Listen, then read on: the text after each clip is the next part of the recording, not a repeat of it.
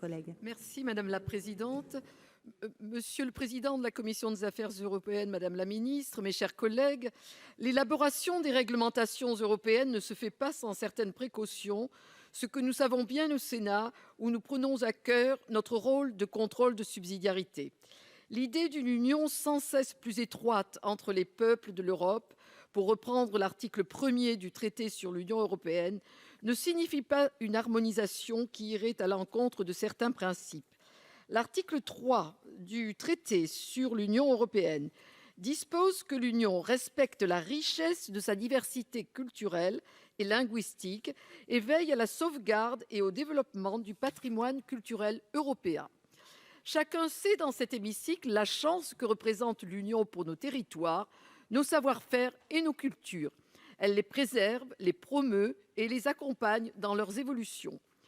Avoir un système harmonisé au niveau européen dans bien des domaines permet à nos citoyens de mieux vivre et d'être mieux protégés.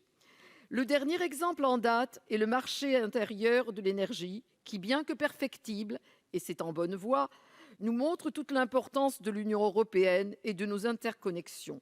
Cependant, cette harmonisation ne doit pas se faire au détriment de nos particularités.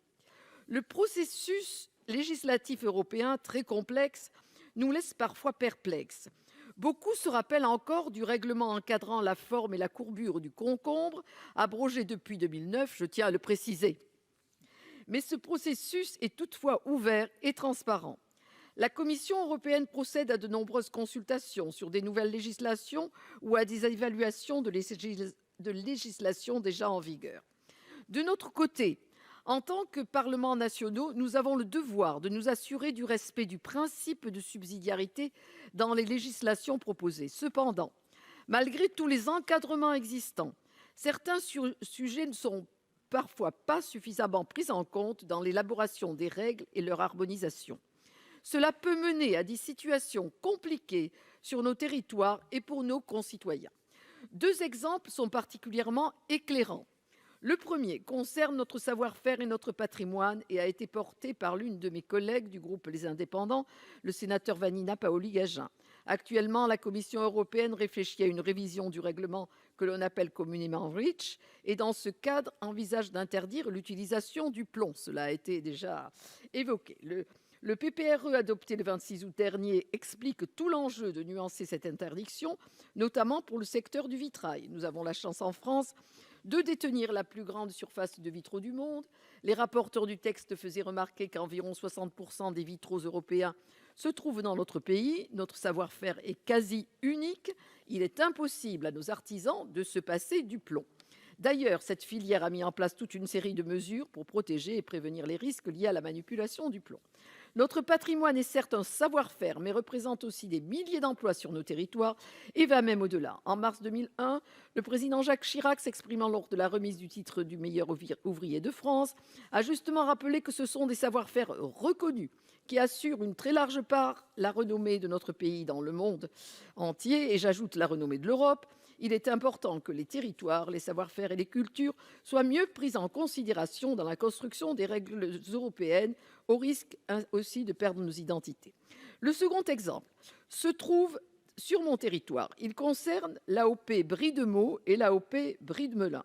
L'obtention de ces AOP a été compliquée, ce qui est normal lorsqu'un cahier des charges doit être défini pour un produit d'exception. Grâce à de nombreux acteurs sur le département, et notamment les confréries, nous avons pu mettre en valeur ces fromages. Les confréries sont précieuses sur les territoires.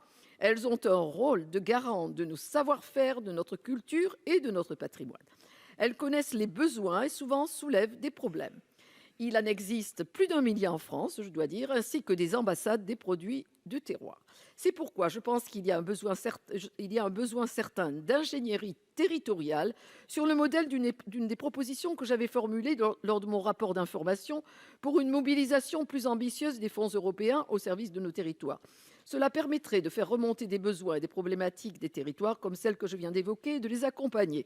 Il me semble que l'échelon départemental serait tout indiqué. Qu'en pensez-vous, Madame la Ministre? C'est le rôle des centres Europe Direct qui ont commencé à voir le jour dans certains départements ou dans des villes, ainsi que le réseau des maisons de l'Europe. Cela renforcera ainsi le lien entre l'élaboration des réglementations et les besoins des citoyens et territoires européens et, in fine, parce que nous en avons plus que jamais besoin entre l'Union européenne et les Merci. Européens. Merci. Merci, cher collègue. Madame la ministre. Madame la présidente, merci. Madame la sénatrice, alors je crois que j'ai assez parlé du plomb et du vitrail. Juste 2 mots peut-être sur le brie de Meaux et avec un petit focus un peu plus sur la question que vous m'avez posée. Comme vous savez, quand on essaye, quand effectivement l'Europe protège avec des appellations d'origine AOP les produits du terroir. Et l'organisme de gestion et de défense, l'ODG, a pour fonction de rédiger le cahier des charges des produits qui sont sous signe d'identification de la qualité d'origine, tels que l'AOP ou bien l'IGP, le label rouge. Tout n'est pas parfait, mais dans le cas du brie de Meaux, je pense que la façon dont ça a été fait, le sujet a lieu à l'ère géographique de la production de brie de Meaux, pour lesquelles effectivement des oppositions ont été posées et qui n'ont pas été jugées recevables parce qu'elles ne portaient pas sur le cahier des charges, sur des éléments de cahier des charges qui peuvent faire l'objet d'une modification puisqu'il s'agit d'aires géographiques.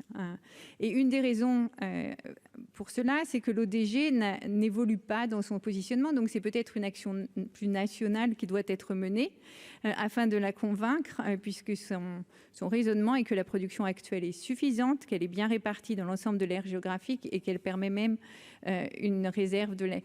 Alors, j'ai bien conscience de la sensibilité de ce sujet et en regard notamment de l'ancienneté des demandes qui ont été faites en ce sens, et si on peut en discuter à côté, bien sûr, je serais ravie de vous écouter. Merci. Merci. Madame Mello, vous avez 1 minute. Je vous remercie, Madame la ministre.